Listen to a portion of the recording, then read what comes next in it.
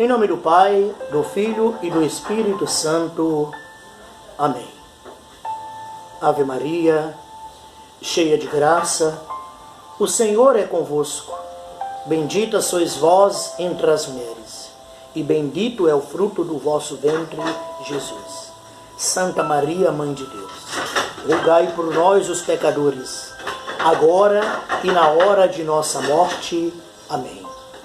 Coração Imaculado de Maria, confiança, saúde e vitória minha. Amados irmãos, chegamos ao último dia desta semana, ao sábado, dia dedicado à Virgem Santíssima, aquela que é a cristã por excelência.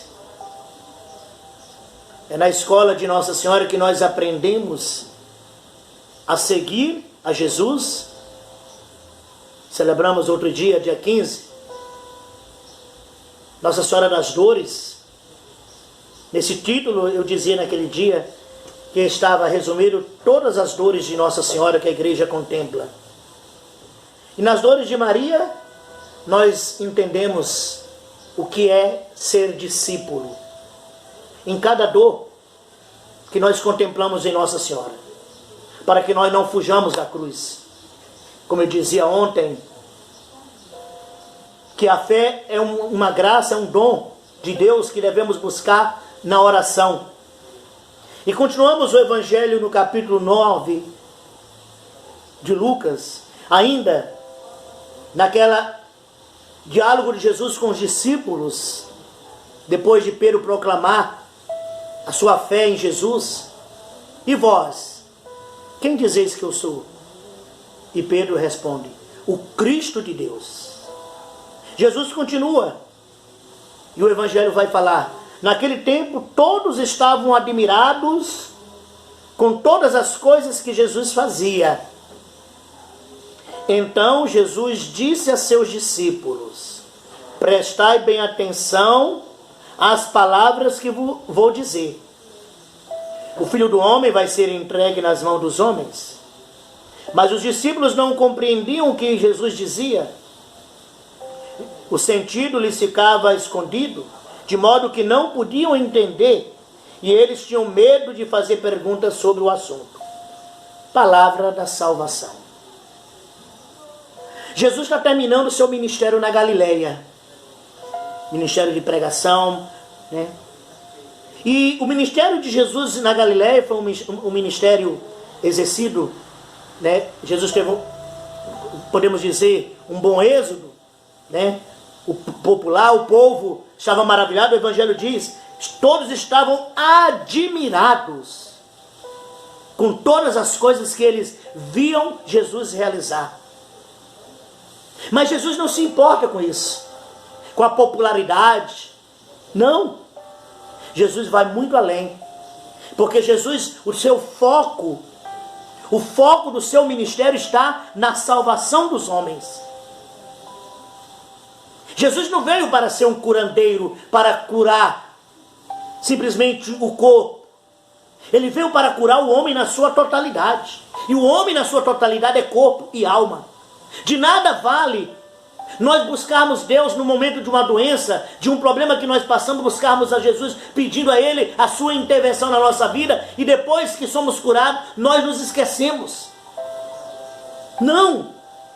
Jesus reafirma que Ele veio para salvar-nos. E a salvação que Ele quer realizar, que Ele vai realizar em nossa vida, passa pela cruz. Vejam que o Evangelho diz que eles não entendiam. Os discípulos não entendiam, ou talvez não queriam entender, como muitas vezes nós também não queremos entender. Nós não queremos entender porque a cruz, como nós sempre falamos, escandaliza, nos assusta, nos faz ter medo. E nós preferimos não entender, ou fazemos de conta que não entendemos. Preferimos buscar um Jesus milagreiro, que na hora que me serve, na hora que eu preciso, das minhas necessidades materiais, físicas. Mas Jesus insiste em mostrar, primeiro para os seus discípulos, eles são os primeiros que têm que entenderem. Os discípulos são aqueles que vão dar continuidade ao ministério de Cristo. Por isso Jesus insiste com os discípulos e pede para que eles não falem nada para ninguém. Veja que no evangelho de ontem, Jesus ordena a Pedro. Quando Pedro diz, tu és o Cristo de Deus, não conte isso a ninguém. Por quê? Porque Jesus primeiro precisa formar aquele grupo. Os que estão próximos a ele, eles precisam adquirir uma fé convicta, para que eles possam, com esta fé, levar aos outros. A transmissão da fé não é um ritual, mas é uma experiência pessoal. Se eu não creio, se esse Jesus que eu falo, eu também não creio, a minha pregação não tem consistência, não tem valor. Eu tenho falado daquilo que eu creio, daquilo que eu experimento. Como é que eu falo da Eucaristia se eu não acredito na Eucaristia? Então eu tenho que ter convicção. Se eu celebro de qualquer jeito, porque até o jeito de eu celebrar expressa realmente a convicção que eu tenho. Quando eu pego Jesus de qualquer jeito, quando eu faço de qualquer jeito, sabe? Expresso que parece que se tornou aquela coisa mecânica, ritual, teatral. Quantas vezes as nossas missas têm se tornado como que um teatro? Shows. O show da fé. Sabe? Com o interesse de atrair pessoas para que possa encher as igrejas. E às vezes os motivos de querer encher a igreja são até vergonhosos, porque o motivo para encher as igrejas é pensando no dízimo, na oferta. Porque pouca gente dá pouco dízimo, dá pouca oferta. Então precisamos ter convicção daquilo que nós pregamos, daquilo que nós cremos. Por isso eu tenho que fazer experiência de fé. Por primeiro, Jesus quer que os discípulos façam isso. Não conteis a ninguém. O povo está admirado, está encantado com o que eles veem Jesus realizar. Eles estão encantados. Mas Jesus não se deixa levar por isso. E insiste. Insiste em mostrar qual é o verdadeiro sentido do seu ministério. É a salvação. E a salvação, ela não passa senão pela cruz. E ele insiste. Prestai bem atenção às palavras que vou dizer. O Filho do Homem vai ser entregue na mão dos homens. Jesus insiste. Olha que no evangelho de ontem ele já tinha falado isso. Ele insiste, ele repete.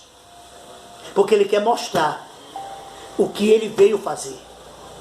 O que ele quer fazer na nossa vida.